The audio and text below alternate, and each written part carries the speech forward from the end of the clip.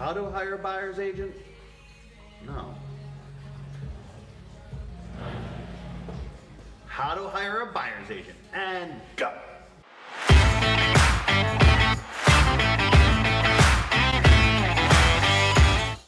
Hey everyone, welcome back to another Coffee with Coleman, where we love to discuss Washington, D.C., real estate, business, all that good stuff. Picking the right agent can be nerve-wracking, and understandably so. I mean, they're only going to be the person that you trust most in making one of the biggest financial decisions in your life. So today, we'll break down what I believe is a pretty good process for vetting out agents and making sure you pick the best one to represent you.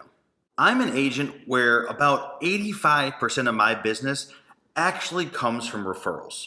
So the first thing I would recommend you do is talk to a few friends that recently went through the buying process and see what they thought of their agent. Did they love them? Are they screaming and jumping up and down that you should talk to them? If so, you probably should. So see if you can get their information or connect with them so you can find out more about why that experience was so awesome. If they're a little bit less enthusiastic or not jumping up and down, I'd probably skate a little bit and maybe not talk to them, but up to you. Once you have a few people that sound like good options, first hop on the phone, ask them a few questions and see if you're vibing with them. If you are, I go ahead and say, set up that second date. And that second date is going to be an in-person meeting. Some people go and they meet up coffee shops.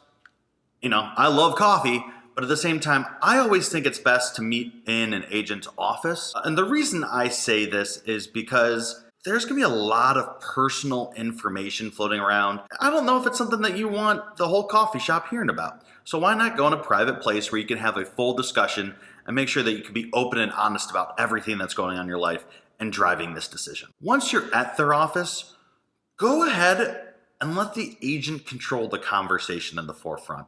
And you'll be wanting to watch for two things. One, are they more focused on you or themselves? The goal of a consultation or initial conversation is to vet out what you're looking for. If the focus is all on what they've done and how great they are, that's not helping anybody move forward. But having a conversation about what you're looking for, what your expectations should be on the forefront. And if that's the case, then I think you're heading in the right direction. From there, hopefully, they'll also talk a little bit about the home buying process. Whether you're new to it or you've been through it once before, it's probably been a little while. So why not get a brush up on what to expect? And remember, every market's a little bit different, so there might be new things to learn while you're going through the process. So now they've talked a little bit about what you can expect. They've asked questions about what you're looking for. It's time for you to dig in. Now, this is the time when you should have your questions ready for them. And there are 5 main questions that I recommend people asking their agents before they get seriously involved. First is asking about their experience. And I'm not talking about the number of years they've been looking at real estate websites. I'm talking about how much business have they done over the past couple of years, and how is that going to help them help you? An agent that's been through a number of transactions over the last little bit has been through repetitions. And what that means is they've seen things and they've overcome challenges. And those experiences are going to help make sure that your experience is as good as possible. Second, I'd flip the script on them. You've told them kind of what you're looking for in a place. You've discussed maybe a little bit of a budget. See what neighborhoods they would recommend for you, and then have them dive into why. Is there developments going on around there?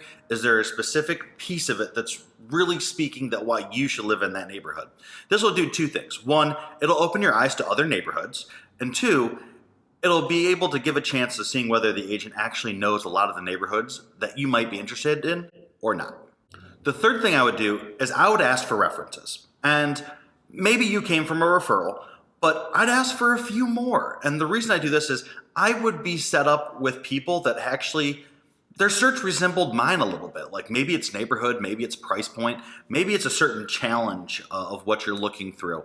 And have them set you up with a conversation with a client that's dealt with a similar situation, because then you can understand best how that agent dealt in that specific situation. Fourth is communication. Communication's a key piece of it. What's the preferred method of communication? Is it going to be text, email, phone calls? And then also set up how often do you think that you're going to be talking to one another? Are you going to hear from them once a week, once a month, 3 times a day? It's good to know that going into it so you can have appropriate expectations and know that everybody's on track and talking the right amount in order to move this process forward. Fifth is, what fees can you expect? Everyone's got a little bit of a different bit of a structure, so make sure you ask the question so there's no surprises on the money in later, because those are tough conversations to have. So there you have it. If you're not going to hire me, which I think you should, or if you live in a different area that I don't work in and you're looking at ways to differentiate agents and find the best person to represent you, well, I hope all of that was helpful for you. And if you have any other questions, don't be afraid to use me as a resource. My information's all below. So thanks again for stopping by another Coffee with Coleman. Peace.